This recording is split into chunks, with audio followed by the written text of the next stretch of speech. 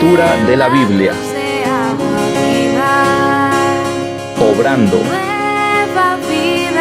el hábito de leer la palabra de Dios. A la Iglesia de Cristo.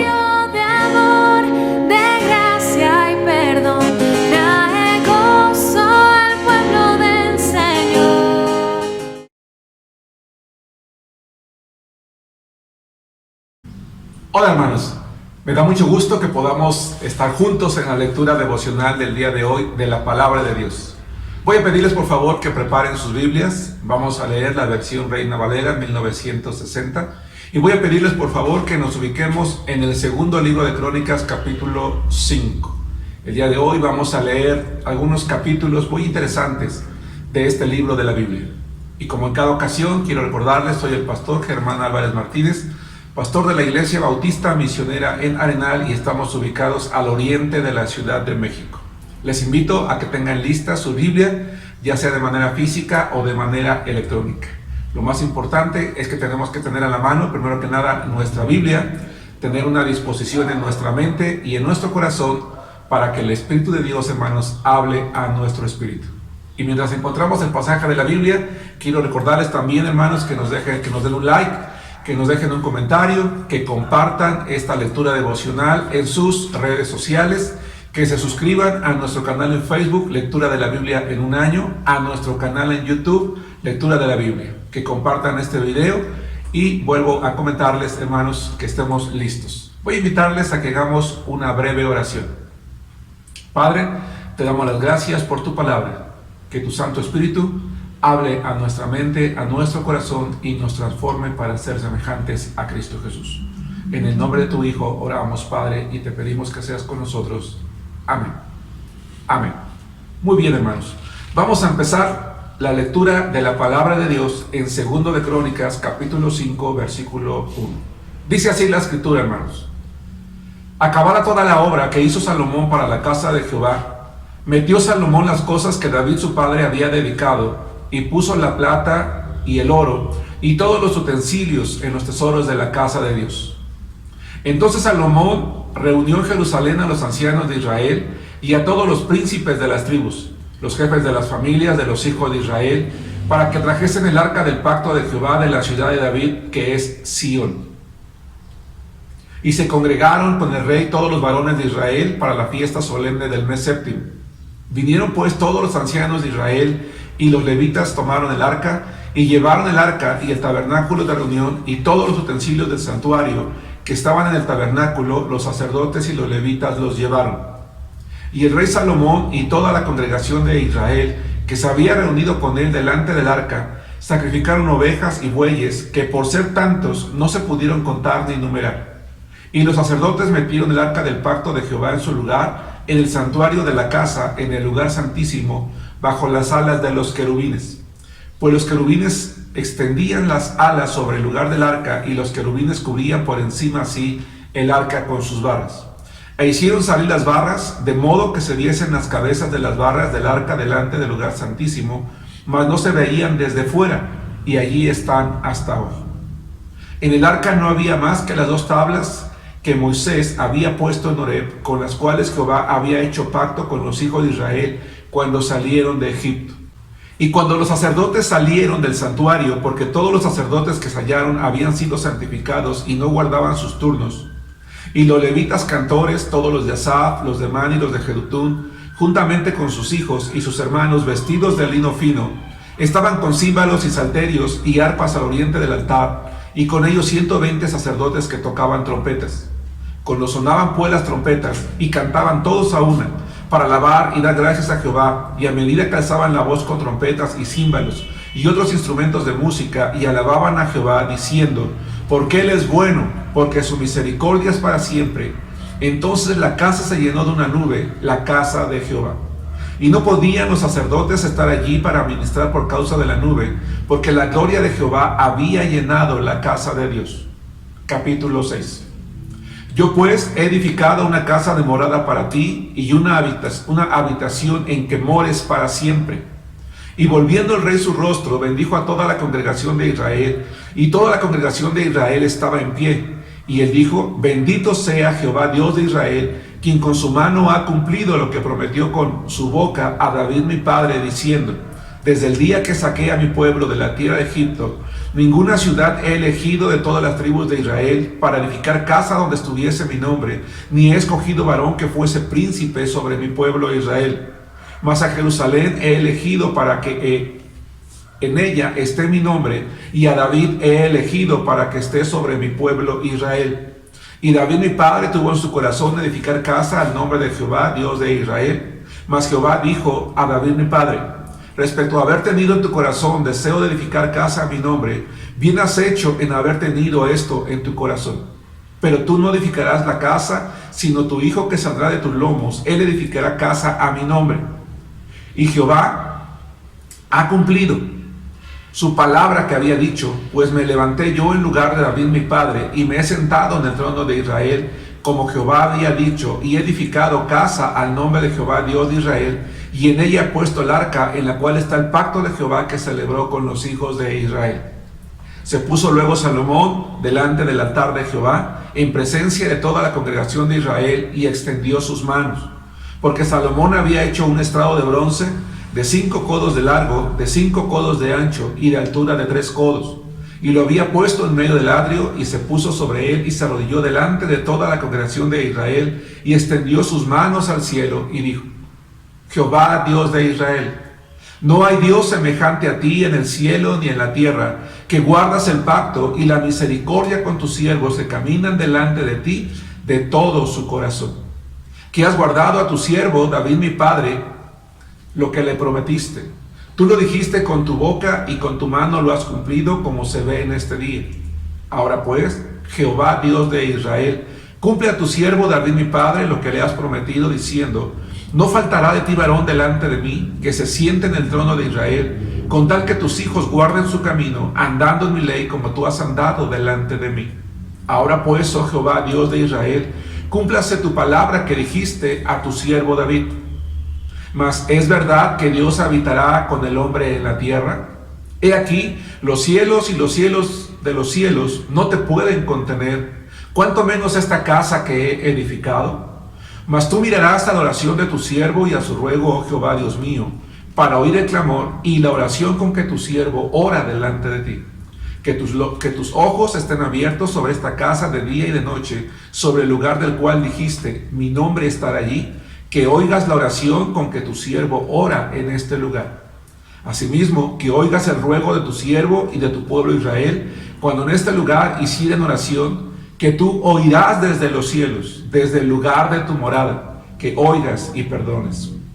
Si alguno pecare contra su prójimo, y se le exigiere juramento, y viniera a jurar ante tu altar en esta casa, tú oirás desde los cielos y actuarás y juzgarás a tus siervos, dando la paga al impío, haciendo recaer su proceder sobre su cabeza, y justificando al justo al darle conforme a su justicia.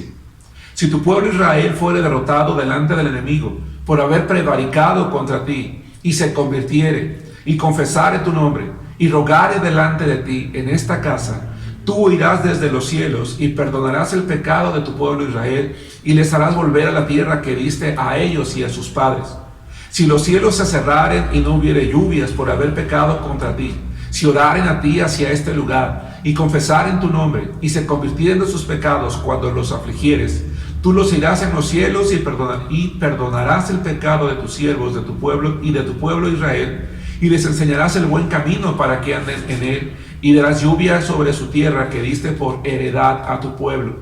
Si hubiere hambre en la tierra, o si hubiere pestilencia, si hubiere tizoncillo o añublo, langosta o pulgón, o si los sitiaren sus enemigos en la tierra en donde moren, cualquiera plaga o enfermedad que sea, toda oración y todo ruego que hiciere cualquier hombre, o todo tu pueblo Israel, cualquiera que conociere su llaga y su dolor en su corazón, si extendiere sus manos hacia esta casa, tú oirás desde los cielos el lugar de tu morada, y perdonarás y darás a cada uno conforme a sus caminos, habiendo conocido su corazón, porque solo tú conoces el corazón de los hijos de los hombres, para que te teman y anden en tus caminos todos los días que vivieren sobre la faz de la tierra que tú diste a nuestros padres.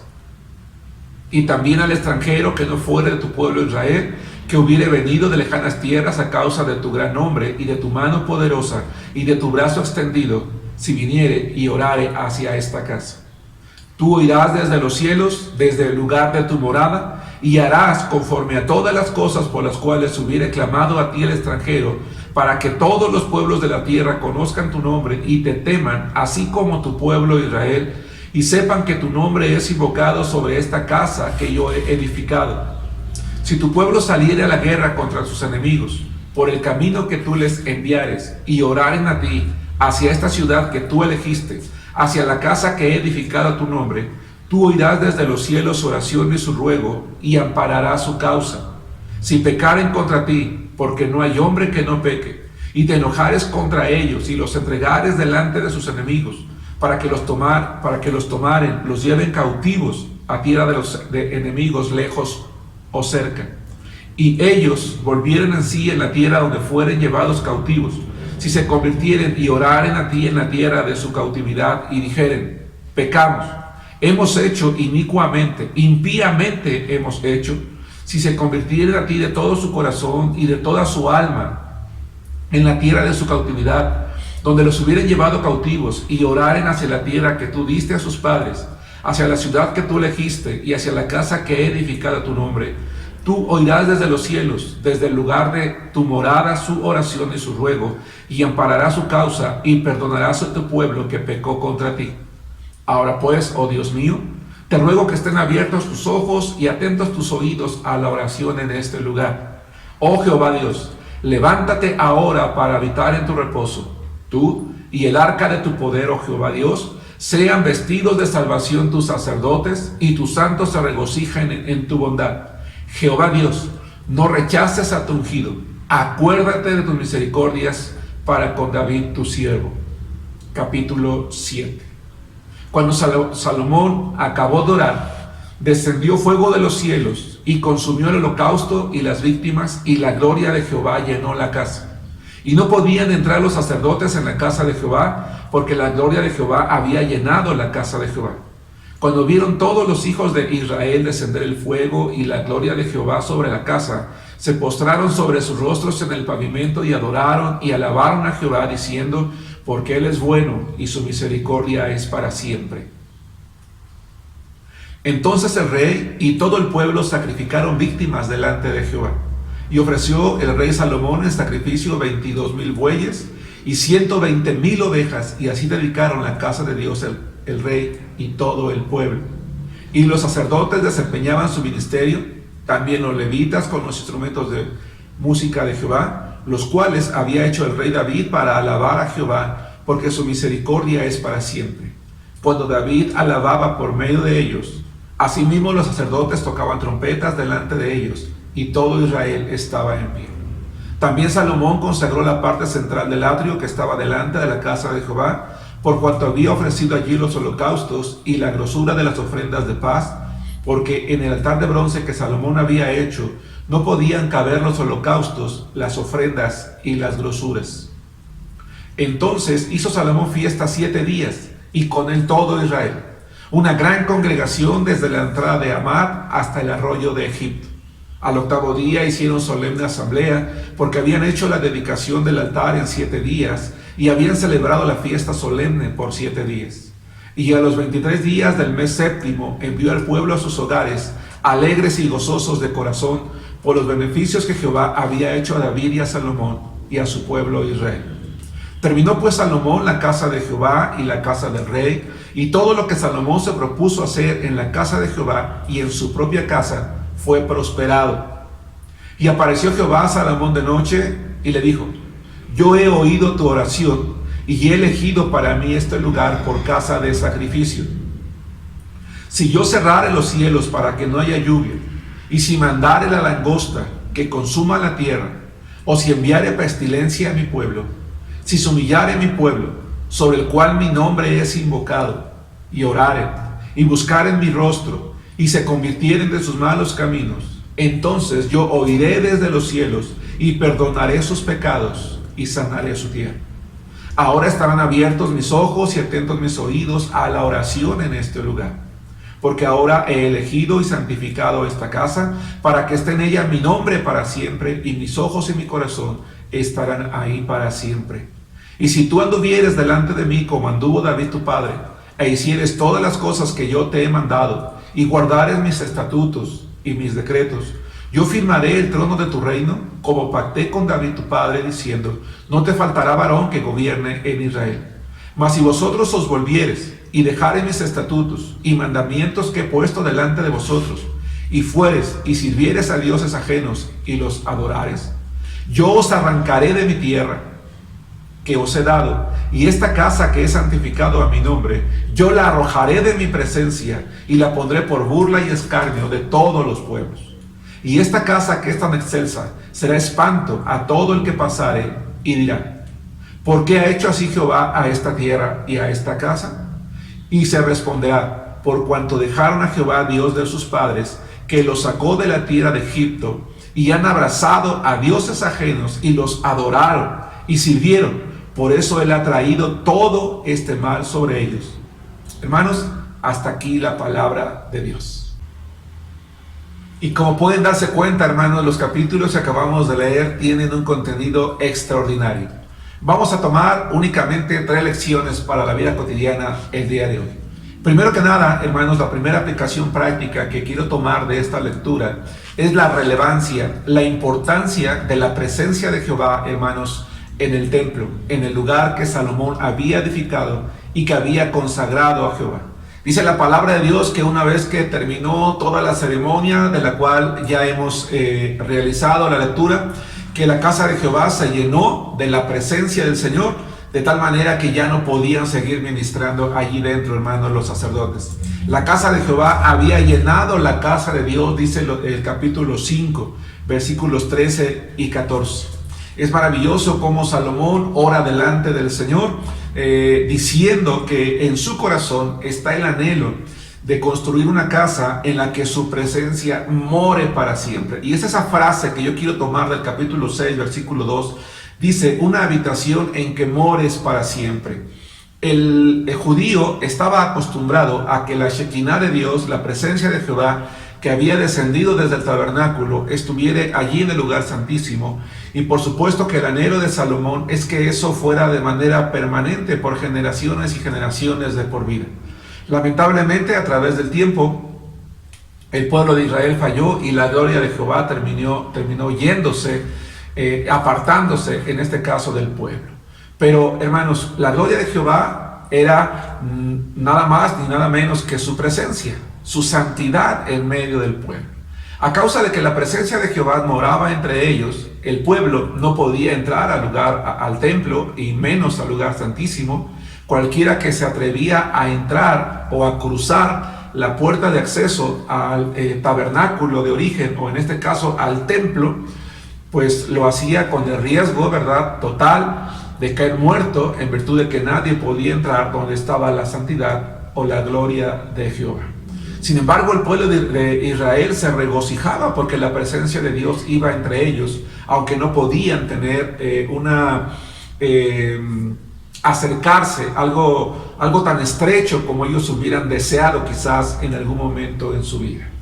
La palabra de Dios dice que en el Nuevo Testamento, una vez que Cristo muere, cada uno de aquellos que hemos recibido a Jesús como nuestro único y suficiente Salvador, a través del arrepentimiento de nuestros pecados y la fe en su muerte y su resurrección, hemos tenido el privilegio individualmente de recibir la presencia de Dios, hermanos, pero ya no en una casa o en un templo o en una habitación particular, sino en nuestra vida, en nuestro propio corazón.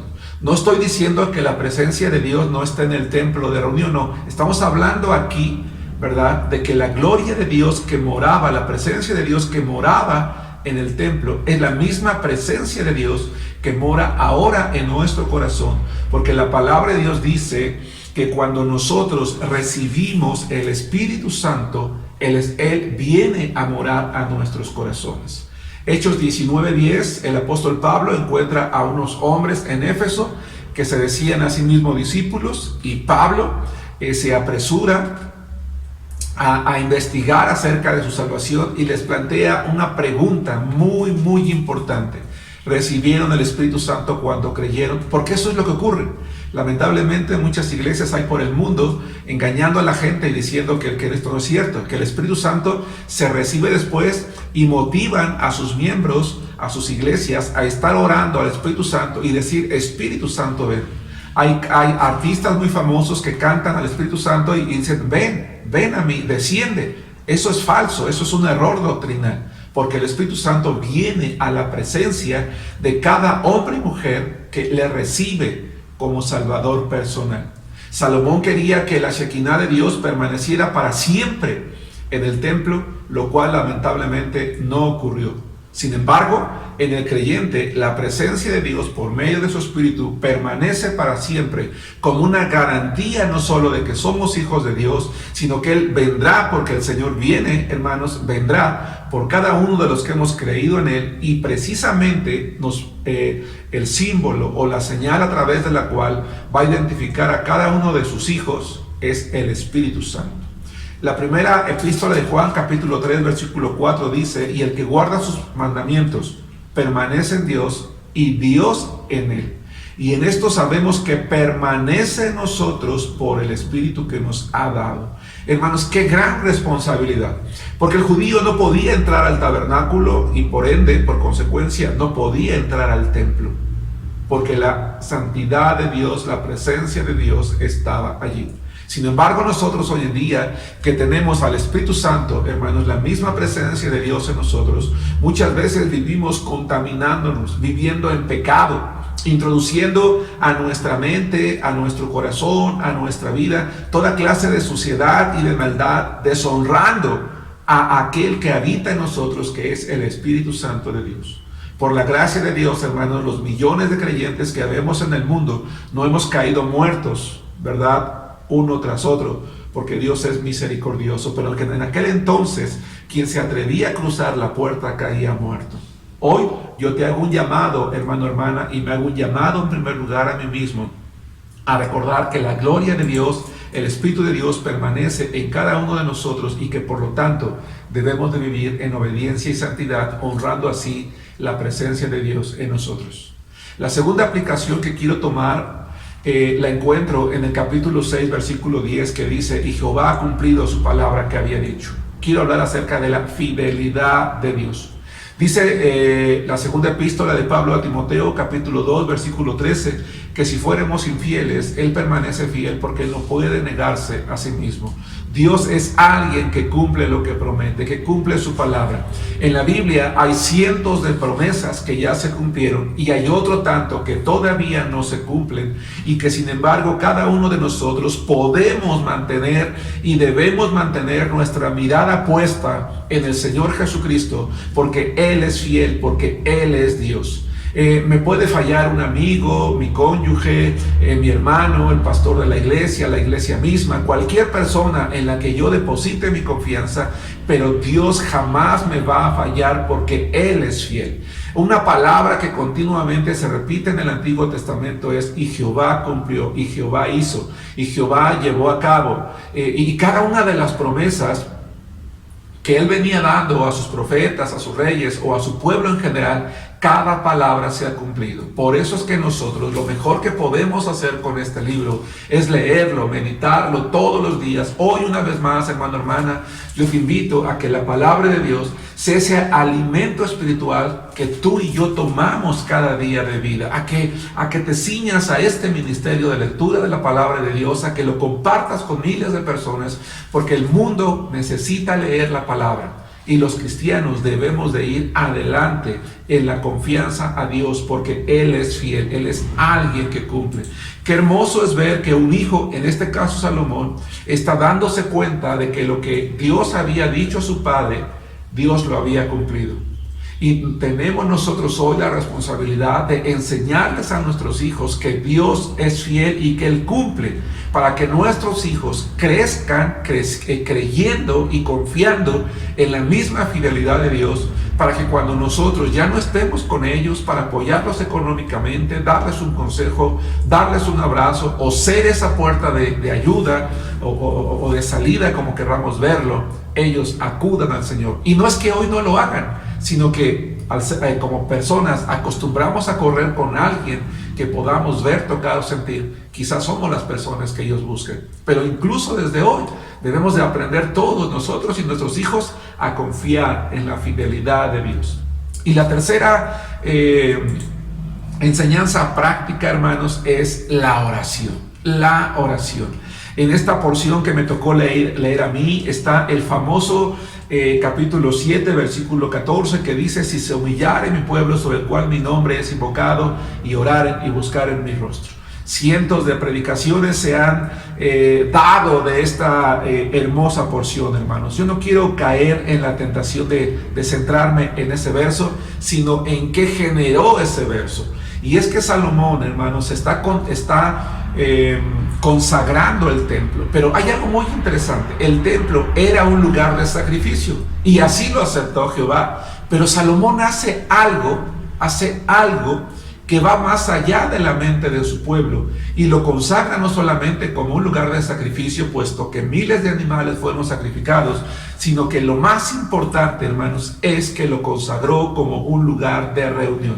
Y Salomón sentó las bases para su generación y para todas las generaciones de todos los tiempos, en el que él dice que cuando uno va al templo, a la casa de Dios, cualquier persona puede clamar al Señor, siempre y cuando le clame con una actitud de arrepentimiento, buscando el perdón y la gracia y la misericordia de Dios, y Dios va a escuchar, va a actuar. Qué maravilloso, hermanos, es la porción que acabamos de leer, porque la palabra de Dios dice que el Señor escucharía el ruego de su pueblo que ellos hicieran en ese lugar. Dice: tú oirás desde los cielos, desde el lugar de tu morada, dice 2 de Crónicas 6:21. Hermanos amados, para Dios lo importante no es cuánto grito. Hay iglesias donde cuando se ora, se grita y Señor, y yo te clamo a ti en el no. Ahora, yo no estoy diciendo que eso esté mal, aclaro, no está mal que alguien ore con pasión, no. Lo que la palabra de Dios enseña es que cuando el cristiano ora con fe, buscando ese Dios que es fiel, a ese Dios que cumple su palabra, a ese Dios cuya presencia está en nosotros, Él escucha hasta el lugar de su morada, a los cielos. No necesito gritarle, porque Él me oye. Quiero que pienses en un sordomudo. Un sordomudo no le puede gritar a Dios. Le habla en su mente, en sus pensamientos. Su garganta no tiene la capacidad de generar un sonido. ¿Dios no lo escucha? Claro que sí, porque la palabra del Señor dice en el libro de Salmos: a ti vendrá toda carne y tú lo oirás. Qué hermoso es saber que aunque yo esté en esta pequeña oficina pastoral, aunque tú estés allí en la quietud de tu casa, en el rincón de tu hogar, sentado en una banca en el parque o en un lugar donde tú escojas, tú puedes tener la seguridad, la confianza, la certeza, la certidumbre de que el Señor está escuchando hasta el lugar de su morada, a los cielos. Y que así como Él llenó de su presencia la casa de Jehová a causa de los sacrificios y de la oración, Él puede llenarnos con su presencia cuando nosotros vamos a Él con plena certeza, con confianza, con certidumbre. Pero quiero que notes que hay algo en el caso del pueblo. El Señor le responde a Salomón y le dice que ha escuchado su oración. Pero Él le recuerda una cosa: yo los voy a escuchar siempre que ustedes oren a mí, siempre que se humillen delante de mí. Pero si ustedes se vuelven, capítulo 7, 19, 20, dejan mis estatutos y mis mandamientos y se apartan, yo también los voy a arrojar de mi presencia y los pondré por burla y escarnio, dice, de los pueblos. Hermanos, Dios es santo, es tardo para la ira y grande en misericordia. Pero tarde o temprano, hermanos, si nosotros nos apartamos de Él, Él va a castigarnos, Él va a disciplinarnos. Hoy su presencia no se va de nosotros, su Espíritu Santo no sale, porque la salvación no se pierde, permanece en nosotros. Pero si nosotros nos apartamos de sus caminos, en algún momento Él, dentro de su justicia, puede tomar la decisión de disciplinarnos. Pero ¿por qué pensar en la disciplina? ¿Por qué no pensar mejor en la fe, en su fidelidad, en buscarlo, en disfrutar de su presencia, en buscar su rostro todos los días, en vivir, hermanos, en obediencia? Porque la voluntad de Dios, hermanos, no es disciplinar, es bendecir. La voluntad de Dios no es castigar, la voluntad de Dios es guardarnos en su presencia como a su pueblo de Israel, como a la niña de sus ojos. La voluntad de Dios es que su presencia en nosotros nos conduzca por el camino de la obediencia. Hermanos, espero que la meditación del día de hoy mueva tu corazón, llegue a lo más profundo de ti y te comprometas, nos comprometamos hoy con Dios. Vamos a inclinar nuestros rostros y vamos a orar. Padre, perdona nuestros pecados si hemos sido infieles y desobedientes. Ten misericordia de nosotros y haz de cada hombre y mujer, de cada hijo tuyo, una persona agradable ante ti, Señor. En el nombre de Jesús. Amén. Hermanos, denos un like, déjenos un comentario, suscríbanse a nuestra página en Facebook, Lectura de la Biblia en un año, al canal de YouTube, Lectura de la Biblia. Compartan este video con todas las personas, hermanos, en sus redes sociales. Déjenos un comentario, hermanos. Hasta la próxima. Que Dios los bendiga, hermanos. De amor, de gracia y perdón.